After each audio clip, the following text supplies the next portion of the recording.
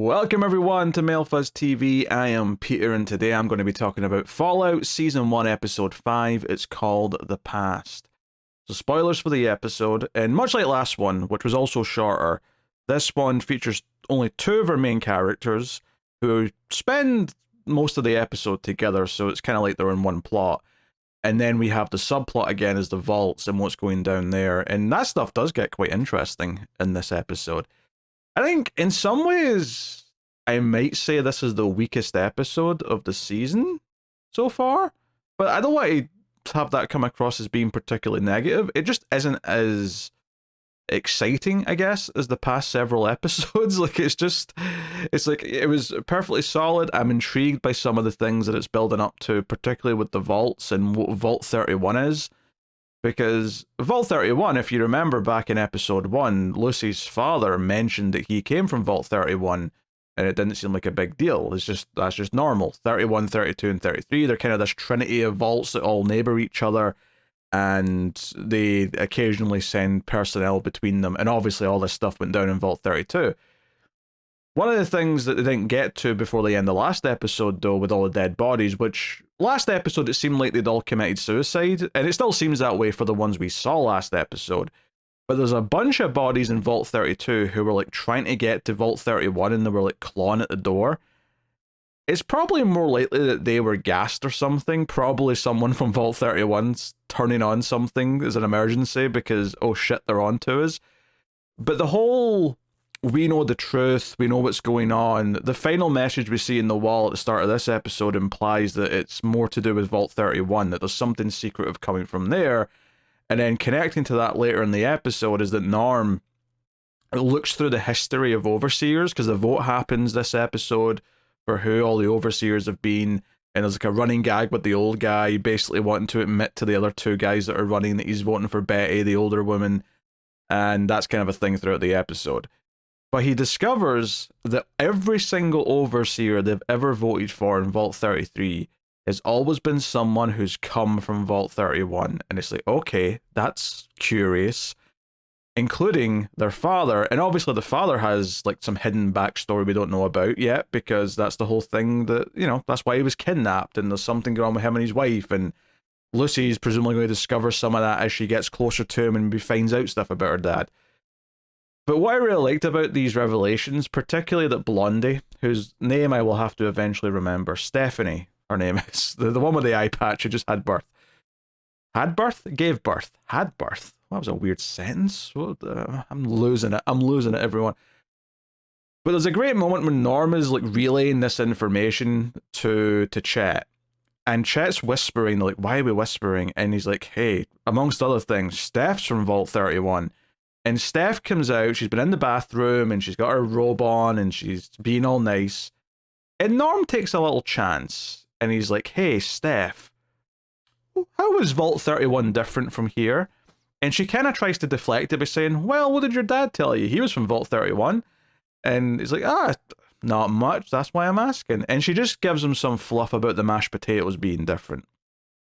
Which, nice cut to the next scene, by the way, which started on a shot of their mashed potatoes, just to kind of connect it back to that. But what I really liked about this is the realization that she was also from Vault 31. It puts a very different perspective on both the scene that she agreed with Norm. Remember, like 2 episodes ago, I think it was, where Norm said maybe we should just kill the prisoners, basically. And she took him aside and said, you know what? I think you're onto something. And if your dad was here, he'd do the right thing. Her being from this Vault 31, which seemingly has a different mantra, different types of people there, more vicious people. I don't know, there's definitely some sort of corruption going on here, where clearly Vault 32 and 33 serve a purpose to Vault 31, and Vault 31 always makes sure they've got someone in charge. It might be as simple as they are the, I don't know, I don't want to say the 1%ers, but they're the wealthier group out of the bunch, and they sort of delegate people to go and be in charge of the other two or something like that. But that seems quite simple. It may be more than that even. I mean, to the point where Vault 32 were either killing themselves or clawing to try and get through to their vault. My cat's doing something off in the background and he's distracting me. So I'm losing my train of thought here. He's been a little shit. But that's genuinely quite interesting. I think the other scene that it sort of makes you think of a little bit differently is that I think it was last episode where Betty sat down with Norm with the pie and tried to give him some like advice. And obviously she's kind of creepy by the end of this episode because she outright lies about things to Norm when he starts questioning stuff. He specifically asks about his mum's Pip-Boy and how, like, where did that go when she died? And she must be lying because she says, I buried her, she was wearing it, it went into the grave with her. That can't be true. As far as he knows, that cannot be true.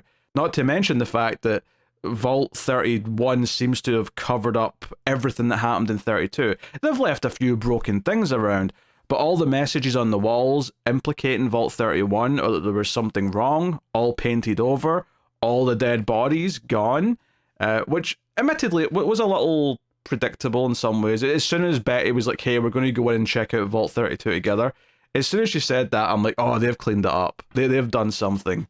And sure enough, as they're going through, we see the toaster that the guy had the fork in. We see some of the details to just make you think about those moments. And the episode even flashes back just to make sure that you get these things have changed. They don't want anyone to be confused or not understand it. We also hear there's a slogan, you know, if things are in doubt. No, was it? That's not right. Doesn't rhyme with 31. I can't remember what the slogan was. It was something, vote 31. If things are glum... Oh, that's what it was. If things are glum, vote 31. Yeah, that was the vibe of it. But the other thing that I think this calls into question... So we know Lucy's dad came from Vault 31. That would imply that Lucy's mum did not come from Vault 31. Right? She was the one who was getting married to him from being in this vault originally. And it leads to the questions to how she ended up leaving and like why her death was possibly faked or whatever's went down.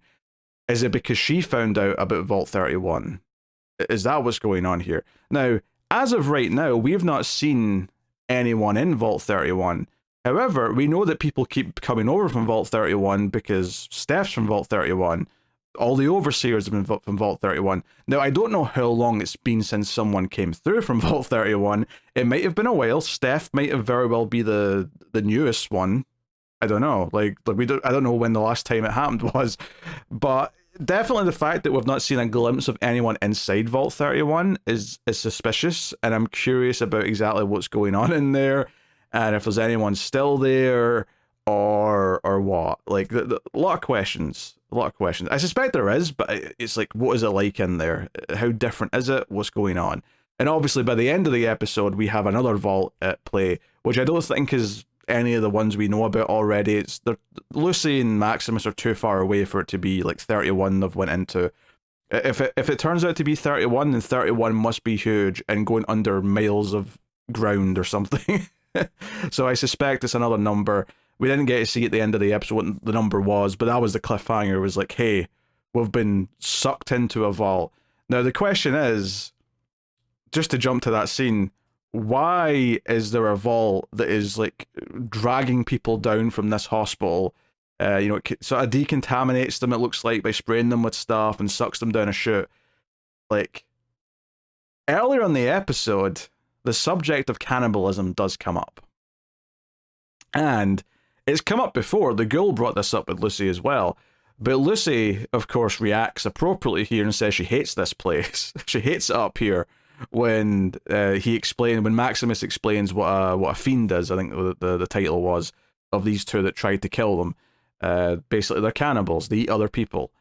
And I feel like the only reason why a vault would potentially bring down random innocent people, well, not a lot of people up top are innocent, but you know what I mean, random people from up above, is for food. And Lucy's now in this predicament where she's from a vault. She's been promoting the idea of the vault to everyone she's met, how great it is down there, how you don't have to worry about anything except saying thank you, you just have to be polite. You know, she really paints it in a way over the course of this episode. And the entire time, Maximus is like, oh, that sounds great. That sounds like a great place to live. And it feels like the whole time it's setting up for, nah, she's wrong. She thinks it's this way, but there's actually something else going on. There's been multiple hints, even just in her plot lines alone, forgetting all the stuff we've got going on with with the vaults themselves, with Norm and Chet and like them discovering things. Even just Lucy's plot alone, there's been a lot of little hints that nah, she might be naive. She even says she's naive. She says that they're all naive down there. I don't think they're all naive down there. I think clearly some people in charge are a bit less naive, and we're going to be discovering that in due course. So this might be a very rude wake up call for her. But I suspect if there's truth to what I'm saying here, if this is about bringing people down or even animals down, if animals saunter into the hospital, to trap them down here, the only thing we see their weapons have been taken away, but they're not like, they could have doped them enough so that they wouldn't get up. They do wake up, so maybe not. But assuming this as a whole, like we brought them down here so we can cut them up and use them as food, I would suspect that Vault 31 out of the three in that trinity is the one that does that for that group, and that's where they get like excess meat from, is Vault 31 kind of like passes it through maybe or something. I don't know. And that's why Lucy's never seen any evidence of that, because Vault 33 doesn't have that. I'm curious how much she questions the existence of this chute and why they're bringing people down in this manner when her vault didn't do that.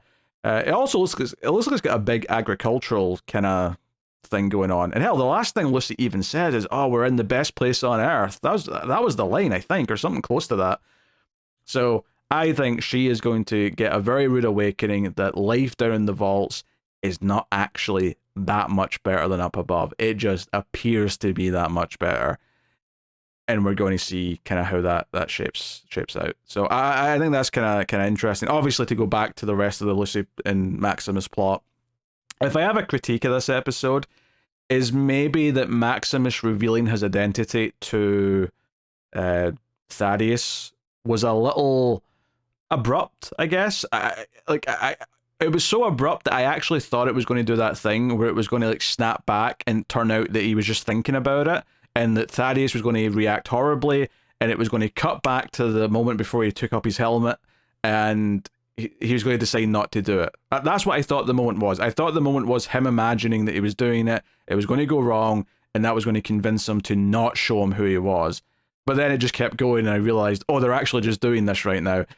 I do kind of understand. Like, I don't think it's completely out of nowhere in the sense that it makes sense in the scene why he's making this choice. He realizes that eventually this is going to come out. He has to tell him. He feels that they're bonding a little bit. They're excited about the fact that they've caught the head. Thaddeus is all excited about being branded. He asked him to do that, but also that they fought the Gulper. It feels like they've shared some more stories now. And maybe now's the time, maybe he'll like understand. And of course he doesn't. He's like, oh no, you killed, like you lied about the death of your knight. Like, they're going to kill you for that. And he has like a key that disables the power armor. And it actually leaves him in there for dead, basically. He's going to just die in the suit. And it's only because Lucy shows up after the opening title and shoots off the big roaches that he ends up surviving. I was questioning for a second, why does she know how to do all this? Like, she just sort of flipped up the helmet and she turned the thing. He even tries to tell her how to do it. She's like, nah, I got it. So they do explain it. She's like, oh no, like we've got the schematics for this. Like I've studied this stuff. Like she's really excited about seeing one of these power suits. So I thought it was fine. Like, it felt like a weird little minor mistake at first, and then it turned into, oh no, this is showing that she's a nerd for this stuff, because all they've got down in that vault is whatever is down there, and one of the things that's down there is a record of all this stuff that Vault-Tec was building and stuff. So no, that makes sense. And of course, I think the real heartbreaker of their early interactions here is that she doesn't want to trust him at first, because everyone's tried to kill her pretty much that she's met. So she's been pretty adamant about that. But when she does actually try to form a connection to see if he's okay, she says, okay, my name's Lucy, what's your name? And there's a moment, and this is good writing, right? They clearly knew what they were doing here, is they're giving the character a chance here. He's got a choice.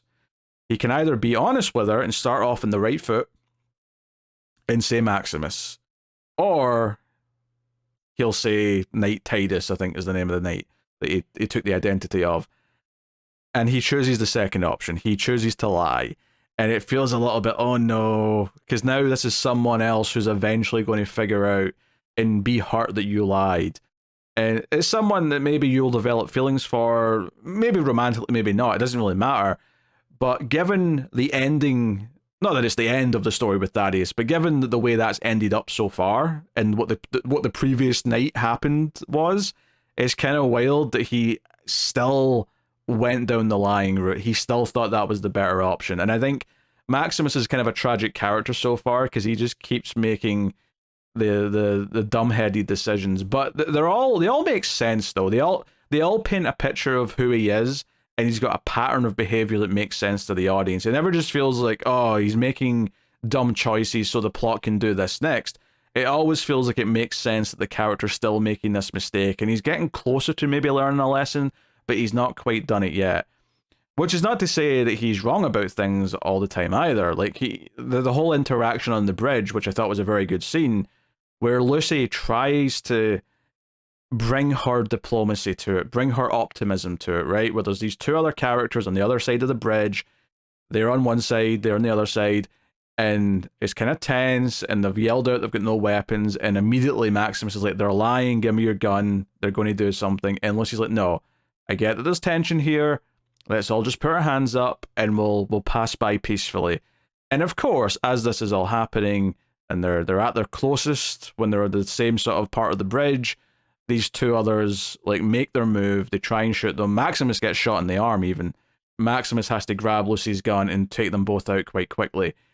And it's kind of like this other sad realization, like once again, Lucy tried to bring her worldview into a situation, tried to make it better, and she was just once again sadly proven wrong, and that these other two were dangerous, they were malicious, and they were going to try and eat her.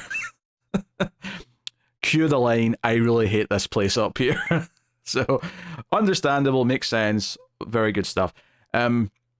So, I like that because, again, it's stripping this away from her, and obviously whatever she's going to learn about the vaults is also going to destroy her worldview. And it's why I was kind of getting at this last time, but this, or else I was thinking about it last time. I don't know how much I said of this, but when I was talking about the Ghoul's character arc and him maybe finding some of his humanity again back, I could see this building to a moment later in the season where Lucy is really about to break. Like, where she's really about to do something that she would have never done at the start of the show, whether that's kill someone innocent, or whether that's make a choice that would lead to harm of others, whatever it may be. I could see the moment where we realize that the Ghoul is really made a turn, is that the Ghoul himself might stop her from losing who she is, and even say that to her, even say, no, don't lose that about you, right? Prove me wrong. I could see him saving Lucy's humanity later because he has had it rekindled because of her. It's all very miserable right now for obvious reasons, and it's going to keep getting more miserable. But I think there's going to be like an element of hope in there. It's like, no, you might actually make this world a better place if you keep. It'll be difficult. Don't get me wrong, but your attitude is needed in this world, and it's going to try and beat it out of you. But what's more special about it is if you can just not lose it. And I could see that being kind of the heart of the character. But I could see her being pushed and tested and maybe crossing some lines before eventually hitting that line where she's really going to lose herself. So I don't know if that's a this season thing even, but it feels like the story we're kind of getting into a little bit. So I can see that happening. Anyway, yeah, that's all good. Interesting little bit of world building here as well is that Lucy's shocked to discover that there's entire towns that have since been nuked, like in the past 200 years. Like she is asking questions about history, and she's like, "Hey, can you fill me in the last 200 years to Maximus?" And she mentions, since the bombs dropped, and he's like, "The bombs dropped when I was a kid. What are you talking about?" And for a second, I thought they were going to go down some sort of weird time thing where the people in the vault actually went into the vaults like a long time before the apocalypse actually happened, and they were just lied to, and they thought the apocalypse happened, but then it actually happened much later. That doesn't seem to be the case. One, because the timeline still exists with the games, and I think they still want to have it set after that. But I think it's mainly just this idea that Civilization has tried to restart, and there was a full town, there was this new California Republic, and again, things devolved into war. And sure enough, in the games, I think you do eventually setting off some nukes occasionally. So it's not surprising that there's been more attempts at civilization, and the extra layer of tragedy is that everything she expects her vault to do when they eventually come out on top and restart civilization, no, someone already did it and it already failed miserably. And, you know, so again, we're chipping away at that character and her hopes and her ideals and her beliefs and really pushing her to her brink and testing her. I think it's really cool how all three of the main characters all have very layered characters, but they're all very different. There's definitely some things you can relate between them, especially Lucy and the Ghoul, and how they're at different stages of the same story. Whereas Maximus is like this character who's grown up in this world. We even get the little flashback again to like he was here, he survived the nuke in a fridge, no doubt. But here's the thing: the sense of humor that Fallout has lends itself better to someone surviving a nuke in a fridge than Indiana Jones ever had a chance of like getting away with.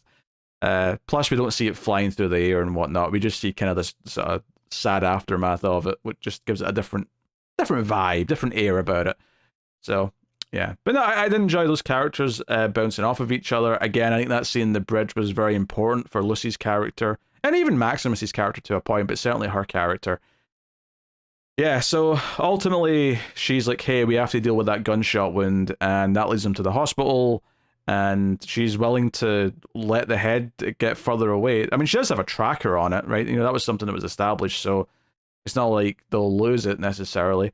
That said, though, she does at the start of the episode say, hey, I'll help you get the head back if you like give me a platoon of these knights to like escort me to get my dad back. And of course, Maximus never actually says yes to that. He just shakes her hand. But I really wanted him to be, again, a little bit honest and be like, hey, I'm not in charge. I can't actually authorize that. You know, still keeping the lie going that he's a knight, but at least, you know, even the real knight that he replaced couldn't have ordered that, I don't think. That's a price from Mr. Robot. It's because he worked for Evil Corp in Mr. Robot. So I said Mr. Evil, but that's an Austin Powers thing. That's a very different thing entirely. So yeah, it's still a good episode. Like, it's still got a lot of really. I think the vault stuff arguably even was the more exciting part of the episode this time, which is a surprise to me actually. But I did enjoy the prodding at Lucy's character and really challenging her optimism and her worldview, and I feel like the final nail in that is going to be the vaults themselves were a lie, at least in the sense that it's a lot darker than you thought it was, and it's not this happy utopia underneath the the ground. Basically, it was funny because at one point she was talking about how up until she was 6, she thought the sun on the field in their vault was real. She's talking about how, our mother is really, the warmth of our mother is really what made it all feel real. It wasn't really true. And it really maybe paints this idea that even the idea of what the vaults were was heavily influenced by the fact that her father was still there all that time. And now the father's gone, like, the real truth is starting to, like, you know, that time when her mother left, she learned about the sun not being real. Now that her dad's out the vault and she's out the vault looking for him, what is she going to learn this time? And she's already learned a lot, arguably, but a lot more to go. So yeah, that's episode 5 of Fallout. I will be back with episode 6 within a couple of days, so look forward to that. Let me know what you thought of this episode in the comments. I always appreciate some thoughts. And of course, you can support all the content over at patreon.com/MailFuzzTV for as little as $3 per month. But that is me, so thank you very much for joining me. I always appreciate it. Keep watching TV. Have you got any vanilla?